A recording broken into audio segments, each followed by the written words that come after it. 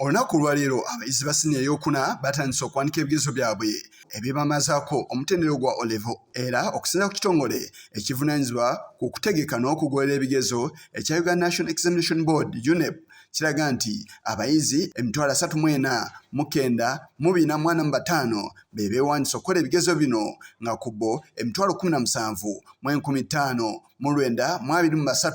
be bitundu 5.3 ku buli kikumi balenzi ate 17,015 be bitundu 49.7 ku kikumi be baana ab'obuwala. Olunaku olwaleero mu kwogera ne bannamawulire ku kitebe kya poliisi Naguru, Jennifer Kaule omwogezi w'ekitongole kino ategeezezza ng'ebigezo bwe bitandise obulungi. Olwaleero ng'ennaku z'omwezi 17 abayizi baffe abasinya ey'okuna batandise okuwandiika ebigezo byabwe batandika n'olupapula olwa mathematics paper 1. Amawulire ge tufunye galaga nti abayizi bonna basobodde okutandika okuwandiika olupapula obulungi ku ssaawa 3 ez'okumakya g'olwaleero mu disitulikiti zonna mu senta zonna ze tulina. Sabbiiti eyise omukulembeze w'eggwanga Yoweri Kaguta Museveni bwe yali ayogerako eri eggwanga ku kubalukawo kw'ekirwadde ky'Ebola yalangira kafyu mu bitundu by'e Kassanda ne Mubende era n'abantu beeno n'abasawo kalantiini obutava mu bitundu bino okweyunga ku bitundu by'eggwanga ebirala. Wabula Kaule agumizza eggwanga nga n'abayizi beeno bwe batandise ebigezo obulungi newankubadde nga balangiriddwako kalantiini. Basobodde okweba olukusa okutegeka ebigezo mu disitulikiti ebbiri ez'e Kassanda ne Mubende ewali lockdown olw'obulwadde bwa Ebola. Scouts baffe ne ba invigilators bakolagana ne ba security agencies awamu ne ba district officials okulaba nga basobola okutambuza obulungi ebigezo mu disitulikiti eyo. Ffe ng'ekitongole twagala okubaza gavumenti olw'okutuwa omukisa okuconducting ebigezo mu disitulikiti ezo ebbiri. Twagala n'okwebaza bannaffe bonna abakkiriza otwegattako okuconducting ebigezo mu disitulikiti ezo.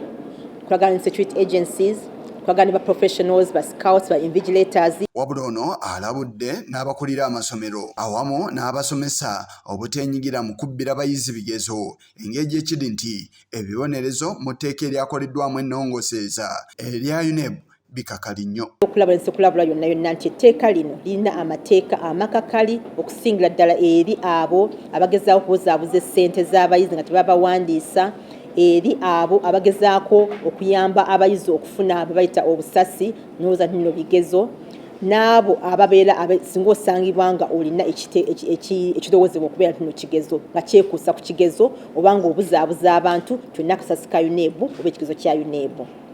Etteeka kambwe ennyo basobola okukusiba emyaka 5 oba 10 oba okuweesa endasi ya $2,000,000 paka ku $4,000,000 oba byombi kusinziira ng'omulamuzi bw'anaaba asazeewo. Omwogezi wa poliisi mu ggwanga Fred Nanga naye akoonyeeko ku ngeri ebibuuzo gye bitandiseemu. Kaggale wa poliisi Inspector General Police John Martins Okoth Ochola avuddeyo n'aweereza emikisa n'essaala eri bakandidate bonna aba senior 4 basobole okukola obulungi mu bibuuzo byabwe emyaka gino bazze basoma wakati w'okusoomoozebwa okw'amaanyi naye tubaagaliza buwanguzi bwereere mu bibuuzo byabwe ebitandise olwaleero.